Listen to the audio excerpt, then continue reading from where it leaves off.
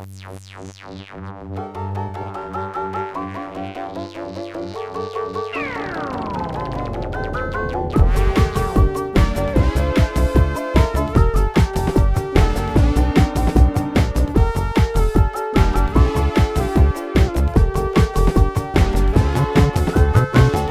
said it before, but I don't know if I've said it enough. One of the greatest synthesizers I've ever experienced, keeping in mind the individual size, functionality, combination, etc. of a synthesizer, which is to say, obviously the most powerful, biggest synthesizers are the best and whatever. Anyway, the point of the matter is keeping in mind functionality, size, and sound. The Yamaha CS-15 is one of the best synthesizers I've ever experienced. It has the greatest combination of functions and yet is not overly complex. It has a great size. It's not too big. It's not too small. It makes sounds that only it can really make because of its weird architecture. So let's talk about that architecture. Keep in mind that this is actually two synthesizers, two entire synthesizers with their own complete set of functionality, and yet combined at the end, which is the one shortcoming of this synth. All it would have taken is one little circuit to make this duophonic, and it would be like, say, the Maxi Korg, where you have two synthesizers and then the ability to direct them out independently and play two notes at a time.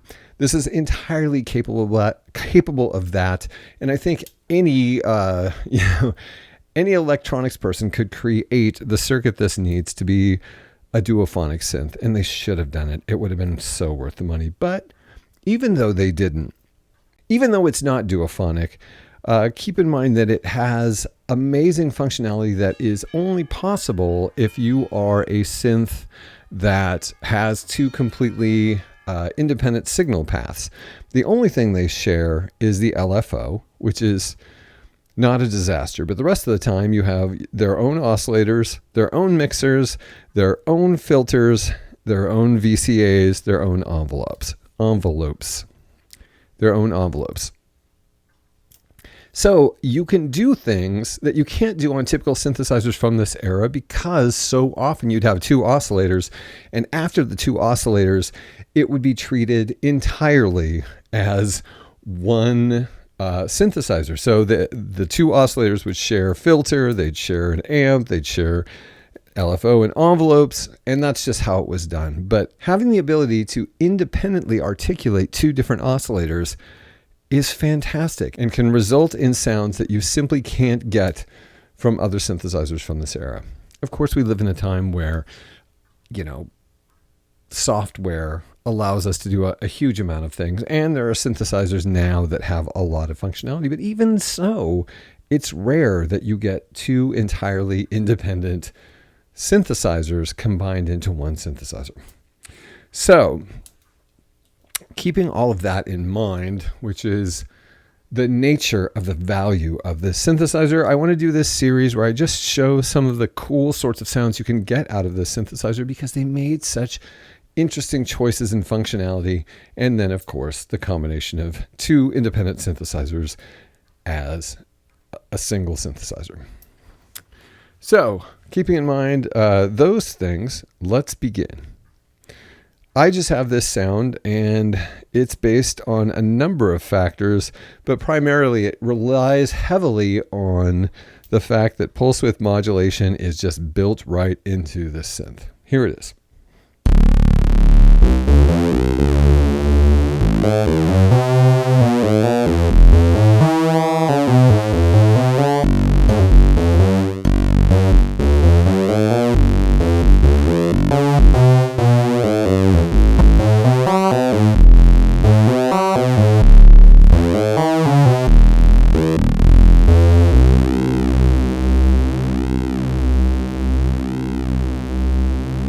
Okay, so basically all I have going on here, which is I think how I'm going to start every single one of these explanations. All I have going on here. The two oscillators are at the same pitch, although we could have done something like this. which takes us a little bit out of bass range, but that's okay. We have both the oscillators in the same pitch range, and they're both set to square wave so that we can make use of the pulse width modulation. And you'll notice that we have two different pulse widths set here, and doing that in itself creates an interesting outcome when you have two different pulse widths that of oscillators that are slightly out of tune. There is a bit of detuning happening. So it just creates a nice noise in general when you do that. And then on top of that, we have pulse width modulation going on, which just creates that wonderful chorusing effect. In the mixer section, we have more VCO1 than VCO2, because VCO1 is meant to be sort of a foundational thing, or it was originally, and I'll explain how that changed. But we just have a pretty standard cutoff frequency. There's no LFO modulation. There's a slight envelope generator modulation, which is not that important because we're using EG1, which is our amp output for both of them. So it's basically just using the envelope to shape the filter in the way that the envelope is shaping the amp. It's set to low pass filter. Now keep in mind that, and I'm going to be saying this a lot, I'm sure, the filters in the CS-15 are 12 decibel per octave. So they're not going to get that huge steep slope that 24 decibel per octave filters have, but still the sound is so rich, and it's such a nice sound that you do get some really deep, warm basses out of this that, while not sounding like a 24 decibel per octave synth, do sound big, bassy, and delightful. Our VCA output, nothing special here. We don't have any LFO going on, and EG depth is all the way up, which is another cool thing about the CS-15. You can set your envelope generator depth so you can have the envelope set it to some extreme setting that you want for your filter. But if you don't want it that extreme for your amp, you can turn that down so you'll get just more of a straightforward amp envelope, as compared to the intensity that it may be affecting some other thing like pitch or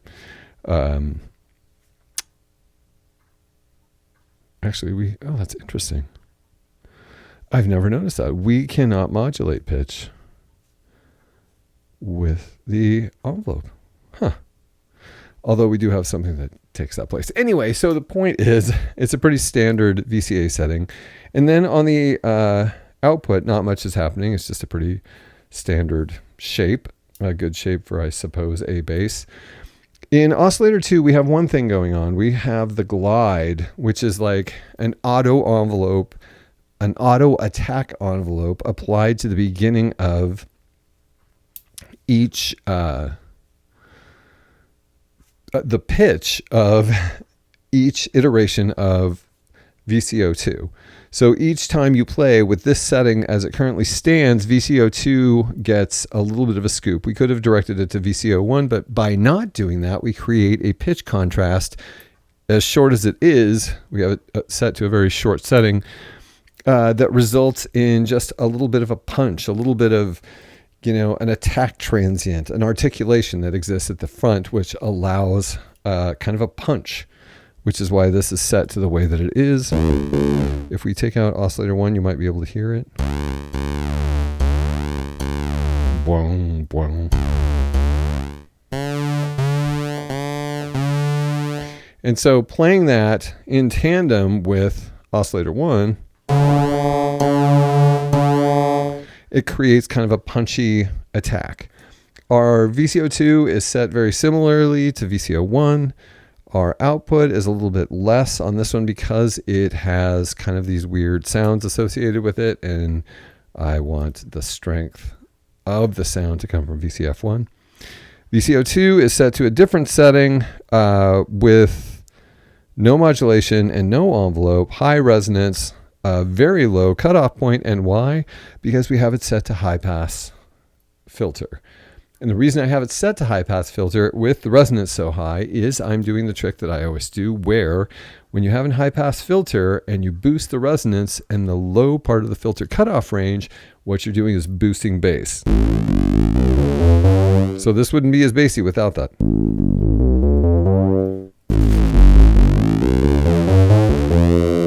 So we're getting a bass boost due to this filter, which is pretty much the only purpose this filter is serving, because it's not really doing anything fun or exciting.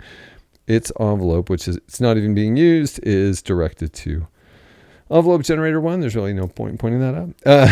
Are we even using VCA? Yeah, VCA 2 is going to EG1, and of course it has a little less depth, which is completely by accident, but that's how it ended up.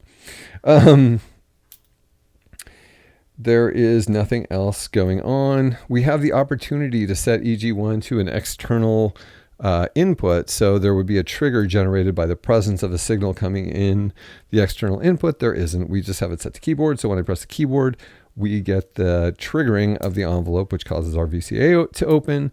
It's set to the normal setting, which means it's not drawn out like it is in the ×5. The same for our EG2. And that is the origin of this sound.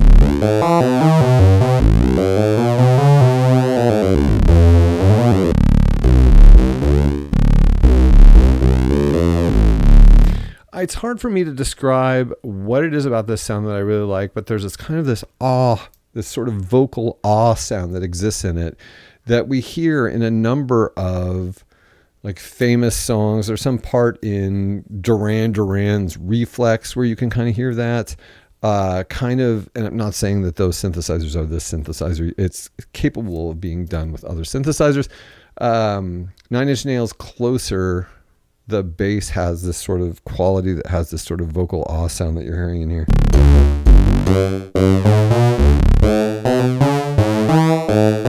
I don't know if you can hear what I'm talking about. Anyway, it's just a unique sound that is not typically achieved with your standard, 2 oscillator synth with a low pass filter, if you can dig what I'm saying. Anyway, that is this first sound.